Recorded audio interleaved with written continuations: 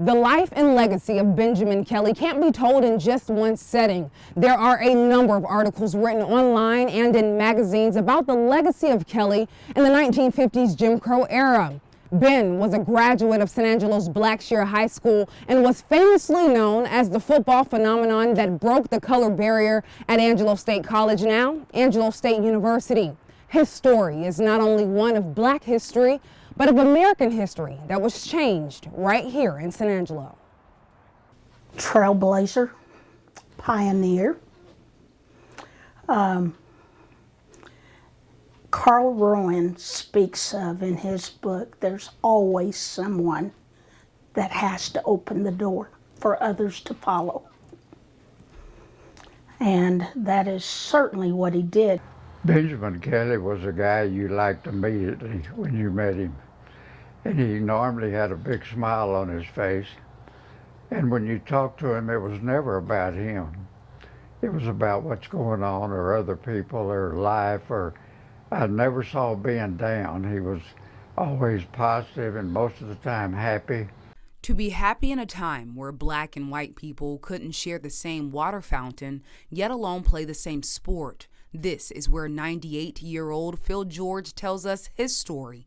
Coach George was a former basketball coach at San Angelo Junior College and the former football lineman coach for the Rams. He shares the story of how Ben walked into the coach's office right before preseason training.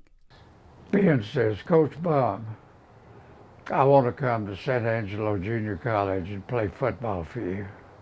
So he said, "Benjamin, you know I can't do that." Said, "We're not a integrated school. We don't have Black students in school, and there's no way I can do that." Ben, in his thoughtfulness, and I think in his intelligence too, said, "Coach Bum, who can let me come in here?" And Coach Bum says, I don't know, but I would imagine the president of the university could." It was a trip to President Rex Johnston's office, and one conversation later.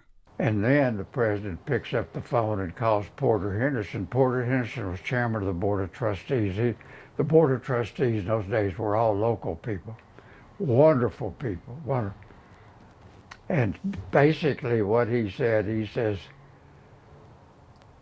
"Mr. Henderson, we just integrated San Angelo Junior College."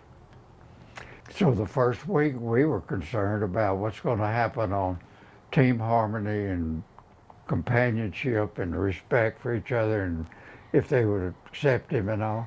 And we had 2, maybe 3 scuffles. By the end of the week, I think in total, every player accepted Ben Kelly for who he was, not for the color of his skin.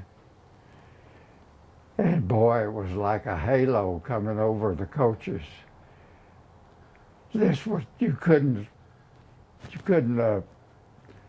orchestrate this scenario. And Ben was super. I mean, he was a starting fullback. He started at defensive end. He played both ways.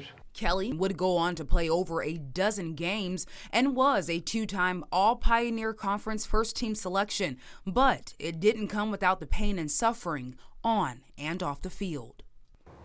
And I would never have been the man that he was to take the type of punishment he took and walk through it with such a approach to life and never retaliation, anything. He couldn't eat with us in restaurants. He couldn't stay with us in hotels.